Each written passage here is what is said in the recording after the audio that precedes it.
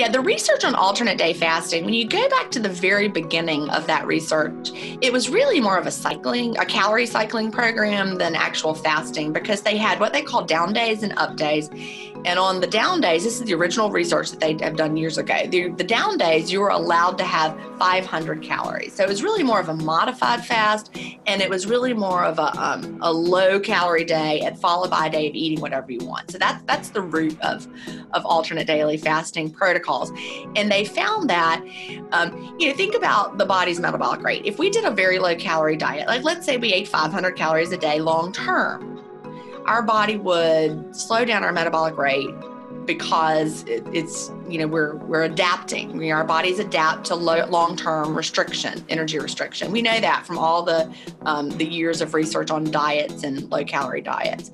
And then we have the up day, which was the day where they had total unrestricted eating, which was every other day. And the participants were allowed to eat whatever they wanted on those days. Well, the research found that on those days, they typically ate, I think it was about 110% of their daily caloric needs. So they weren't like pigging out. They weren't eating like 2-3 times more food than their bodies needed.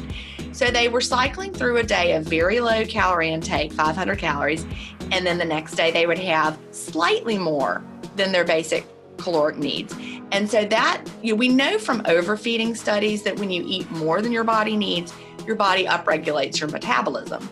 And so we have that up and down pattern where the low days, you're able to tap into your fat stores. But if you did that overall day after day, your metabolism would slow down versus the up days, which were the metabolic boost. So now when we think about, in my new book, Fast, Feast, Repeat, I have a section, a whole chapter about alternate daily fasting protocols.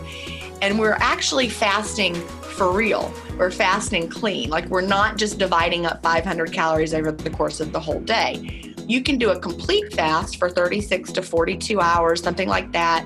Nothing but black coffee, plain water, plain sparkling water, plain tea. And then the next day it's your up day, you have an unrestricted day.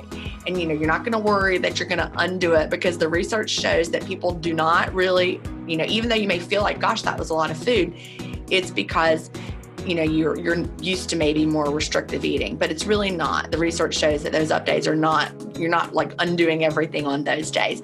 There's also, you can continue to do the 500 calorie approach, but if you want to do that, I would recommend that you maximize fasting time. So think of all that 500 calories in one meal.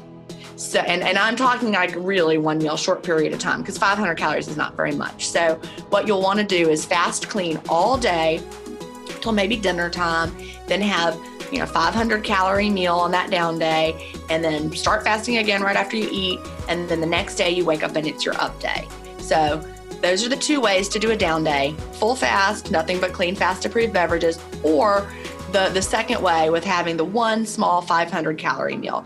People are like, well, am I going to lose the benefits of the complete 36 to 42 hour fast? Well, you'll lose the increased autophagy you would get if you continued to fast the whole time. You're gonna still get all the clean fast benefits prior to that 500 calorie meal. And that's not gonna be so much food that it like ruins everything.